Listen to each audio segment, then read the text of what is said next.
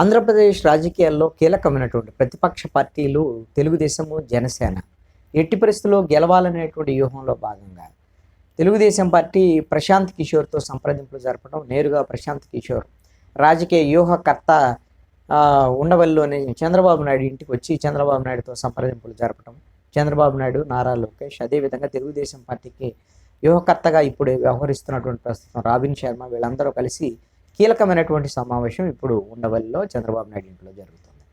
అయితే ప్రశాంత్ కిషోరు తెలుగుదేశం పార్టీకి పనిచేస్తే ఖచ్చితంగా దీనివల్ల ప్రయోజనం జరుగుతుంది అనేటువంటి చర్చ అయితే ఉంది. ఎందుకోసం అనంటే ప్రశాంత్ కిషోరు 2019 ఎన్నికల్లో వైఎస్ఆర్ కాంగ్రెస్ పార్టీకి పనిచేశారు ఆంధ్రప్రదేశ్లోనే. వైఎస్ఆర్ కాంగ్రెస్ పార్టీకి సంబంధించినటువంటి వాళ్ళ బలాబలాలు, వాళ్ళ వ్యవహార శైలి ఇవన్నీ కూడా ప్రశాంత్ కిషోర్కు తెలిసేదానికి అవకాశం ఉంటుంది.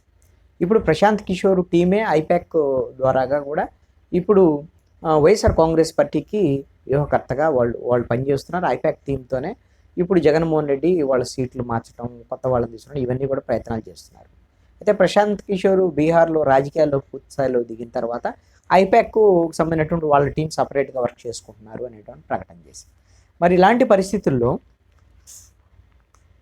వైఎస్ఆర్ కాంగ్రెస్ పార్టీని ధీటుగా ఎదుర్కొని వ్యూహ రచనలో తెలుగుదేశం, జనసేన గెలవడానికి ప్రశాంత్ కిషోర్ సంబంధించినటువంటి సలహాలు, సూచనలు ఎంత మేరకు తెలుగుదేశం పార్టీకి పనిచేస్తాయి, ఇది చాలా కీలకమైనటువంటి అంశం. ఈ 4.5 సంవత్సరాల్లో అధికారంలో ఉన్న వైఎస్ఆర్ కాంగ్రెస్ పార్టీ, అదేవిధంగా ప్రతిపక్షంలో ఉన్న తెలుగుదేశం, జనసేన, వీళ్ళ యొక్క రాజకీయాన్ని గిన మనం ఒక్కసారి గమనిస్తే ఇప్పుడు ప్రశాంత్ కిషోర్ వల్ల తెలుగుదేశానికి ఎంత ఉపయోగం అనేటువంటిది మనకు స్పష్టంగా అర్థమైంది. అధికారంలో ఉన్న వైఎస్ఆర్ కాంగ్రెస్ పార్టీ అంతా కూడా ఎఫెన్సివ్ పాలిటిక్స్ చేసింది.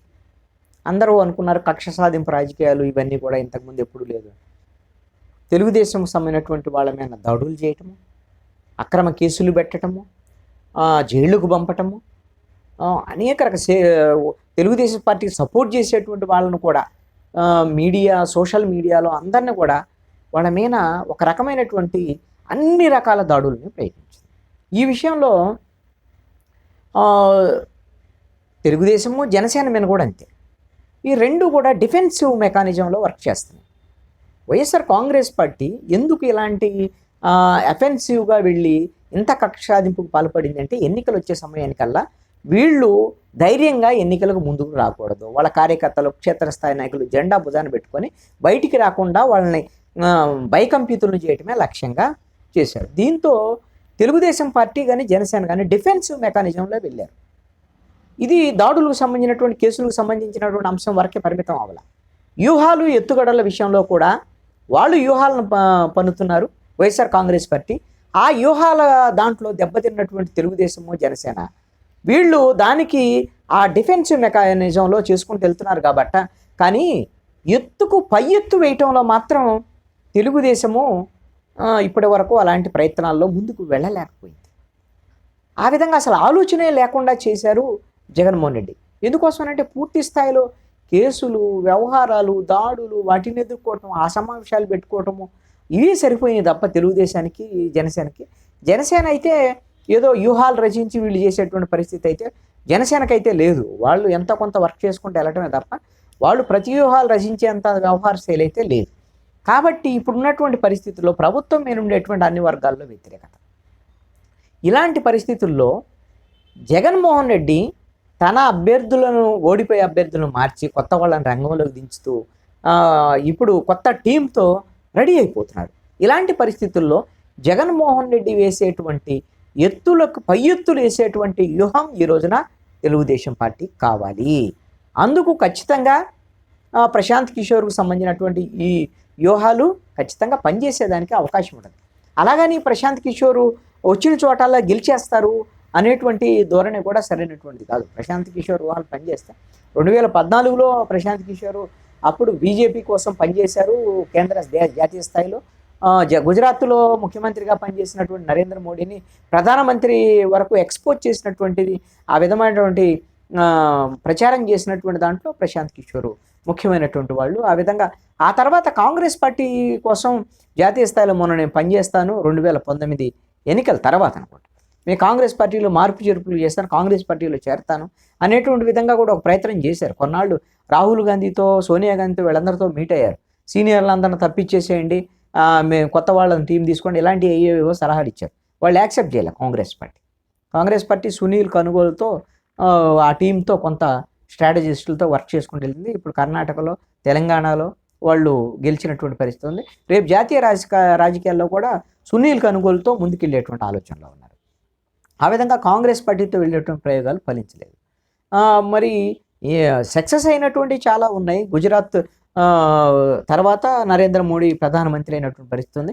మమతా బెనర్జీ పశ్చిమ బెంగాల్ ఎన్నికల్లో అక్కడ కాంగ్రెస్ పార్టీ అదేవిధంగా కమ్యూనిస్టులను జీరోని చేసి బీజేపీని ఒక ప్రతిపక్షంగా ఎక్స్పోజ్ చేసి అక్కడ మమతా బెనర్జీ మళ్ళీ గెలవడానికి ఖచ్చితంగా ప్రశాంత్ కిషోర్ ఉపయోగపడ్డారు. ఆ తర్వాత డిఎంకే, తమిళనాడులో డిఎంకే గెలుపుకి ప్రశాంత్ కిషోర్ వ్యూహాలు ఉన్నాయి. 2019 ఎన్నికల ఆంధ్రప్రదేశ్లో చూసాం. జగన్మోహన్ రెడ్డి గెలుపులో ప్రశాంత్ కిషోర్ పాత్ర ఉంది, ఖచ్చితంగా ఉంది. గెలుపుకు అప్పుడు ప్రభుత్వం మీద కొంత వ్యతిరేకత ఇవన్నీ ఉన్నటువంటి పరిస్థితుల్లో అదనంగా అప్పుడు కోడికత్తి కేసు కానివ్వండి, పాదయాత్రకు సంబంధించినటువంటి కానీ ఒక్క అవకాశం ఇవ్వండి అనేటువంటి కానీ ఇలాంటివన్నీ కూడా ప్రశాంత్ కిషోర్ వ్యూహాలు పనిచేసి ఆ విధంగా జగన్మోహన్ రెడ్డి అధికారంలోకి వచ్చినటువంటి పరిస్థితి అయితే ఉంది. బీఆర్ఎస్ కూడా మొన్న ఆయన ప్రయత్నం పనిచేశారు, అది చివరి వరకు పనిచేయలేదు. ఎన్నికల ముందు వచ్చేసరికల్లా కొంత కేసీఆర్తో ఆయనకు విభేదాలు రావడం, ఆయన వెళ్ళిపోయినట్టుగా సమాచారం ఉంది.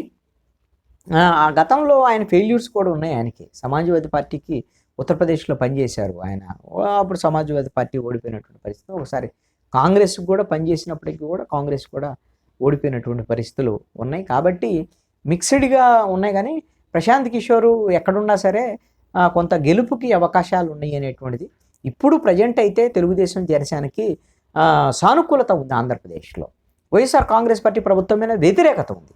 అయితే ప్రజల్లోకి విస్తృతంగా వెళ్ళటం అనేటువంటిది చాలా కీలకమైనది. ప్రశాంత్ కిషోర్ దగ్గర ఉన్నటువంటి వ్యూహం ఏమిటంటే అధికారంలో ఉండేటువంటి పక్షం, ఆ పక్షం మీద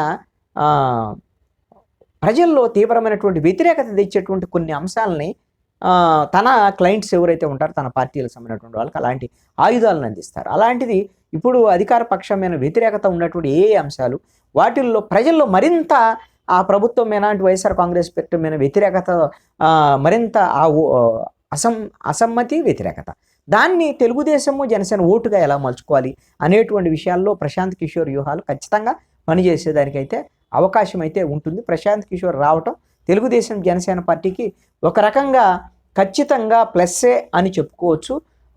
తెలుగుదేశం శ్రేణుల్లో కూడా అన్ని రకాలుగా వ్యూహాత్మకంగా చంద్రబాబు నాయుడు ఆలోచిస్తున్నారు అనేటువంటి దాని మీద కూడా కొంత శ్రేణుల్లో కూడా కొంత ఉత్తేజం పెరిగేదానికి అవకాశం ఉంది.